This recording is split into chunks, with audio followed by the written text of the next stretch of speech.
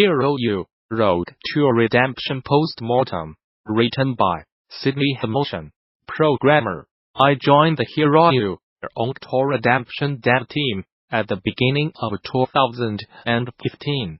By then, the first Kickstarter was 2 years in the past, and the second was in the works. The code's anticipated a 2016 release date. In reality, the game would not start alpha testing until 2017. We shipped the game in July 2018, and it's currently available on Steam, GOG Humble Bundle, and the Mac App Store. Hero-U began as the famous Adventurers School for Heroes. The famous adventurer is the guy who wrote the famous Adventurers Correspondence school pamphlets that were included as feelies in the original Quest for Glory games by Corey and Laurie Cole. Quest for Glory, of course, is licensed to Activision, but the world was based on the Cole's tabletop campaign. In 2008, the Coles created an online role-playing game around teaching everyone how to be a hero in everyday life. The website included a test that sorted would-be heroes into classes: Wizard, Paladin, and Warrior, and in-character lessons from the various instructors. Paladins got rewarded for doing good deeds, Wizards got rewarded for doing something clever, and Rogues got rewarded for getting away with questionable, most heroic deeds. The School for Heroes eventually became too big to manage. Moderating this website and role-playing the teachers became an enormous project. In universe, it closed and relocated to Sardonia to become a university and accept new applicants. Hero University would be a single-player video game that simulated the experience of learning to become a hero. The player character in the first game, an aspiring thief named Shawn, who goes to class, fights monsters in the school dungeons, and eventually succeeds and fails in becoming a hero. The Coles had kicked around the idea of building a text adventure, but decided that they needed graphics. Other old-school adventure game developers were taking to Kickstarter to launch their own studios. This was how Broken Age Moebius and Leisure Suit Larry Reloaded were founded. Fulfilling this project, though, required building a team.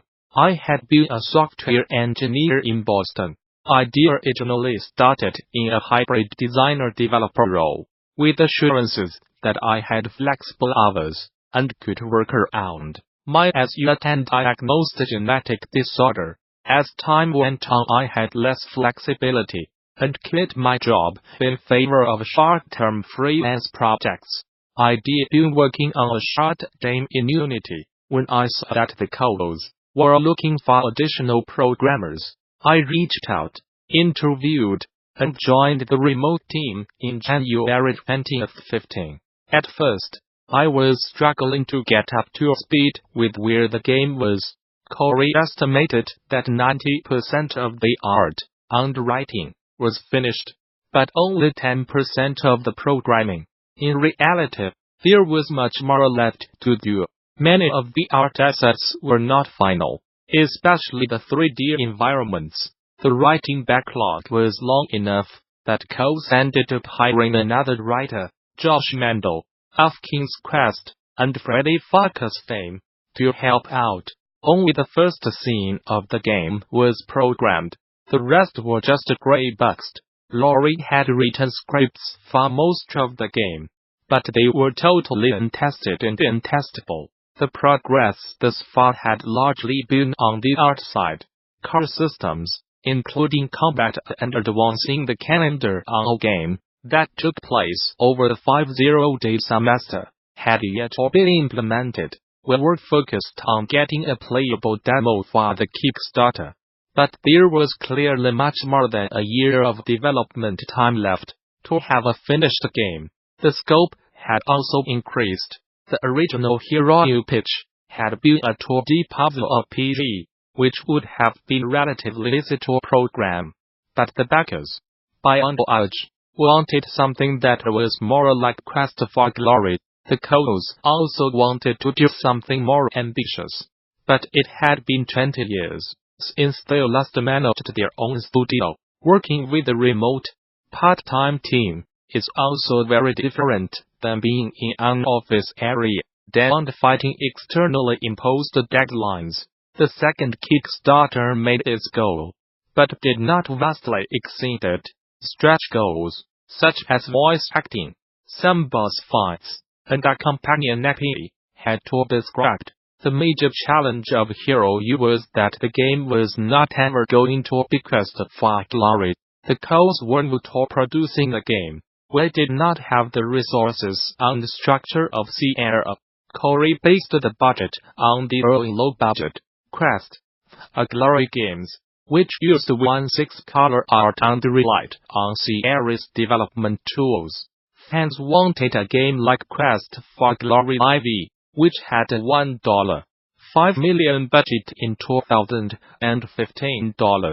The Kickstarter provided 25% of that. I had backed Jensen's Moebius. The game was released on time, with a $300,000 budget, but it suffered due to the inevitable comparisons to Gabriel Knight. Hero-U was even more ambitious. It needed to be an adventure game and a role-playing game, have the same humor and heart as the Quest for Glory games, and allow non-linearity and choices in how to play your character. We could have shipped sooner by cutting features. The co-os chose not to do this. If they had, it would not have come close to the expectations of Quest for Glory. Simply put, there's nothing on the market that's quite like Hero-U. It's not another Quest for Glory at all. Quest for Infamy and Heroine's Quest come much closer to the Quest for Glory style and mechanics. It's a fantastical simulator, not another rags to riches save the world RPG. While you can exploit engines and fight in combat, you never leave the schoolgrounds. There's no epic villain to defeat, and you do not save the world. At least not in this game. The player spends most of their time going to class and learning how to be a hero, both in theory and in practice. It's boom compared to The Sims and Harry Potter, but there's really nothing like this. We had promised some of our Kickstarter backers alpha and beta test privileges. The alpha test began well before the game's dungeons were finished, but it allowed us to get feedback from our supporters early enough to make major design changes, though unfortunately, our art budget was exhausted at this point. The feedback was also great for team morale and productivity. We had an in-game bug reporter, which allowed us to find and crush 3,000 backer-reported bugs during this phase. Our supporters also offered their own expertise on cultural issues, German language, musical arrangements. Our composer was not involved in the game's final sound design, and game balance and combat. Our fans were especially helpful during crunch time, when morale was low and the team just wanted to get the game released as soon as possible. Having a large fanbase to tap into was an amazing asset. We could not have done it without this support. We originally planned for a top-down, cartoony title to do art look for the game. We had technical and aesthetic issues with this approach. The unrealistic style did not work well with our immersive series story. We then tried using a proscenium stage to 5D approach similar to Sierra and LucasArts adventure games. Unfortunately, we had even more technical difficulties working with 2D objects in a 3D space. Our character movements looked stilted and unnatural. The tiled backgrounds looked flat and dull with no lighting. We made the decision to start over using 3D technology to animate the characters and bring the backgrounds to life. Due to the nature of our production process, in which several artist contractors left the team for other obligations and opportunities, Our two remaining artists had to come up to speed fast on art processes outside their respective wheelhouses.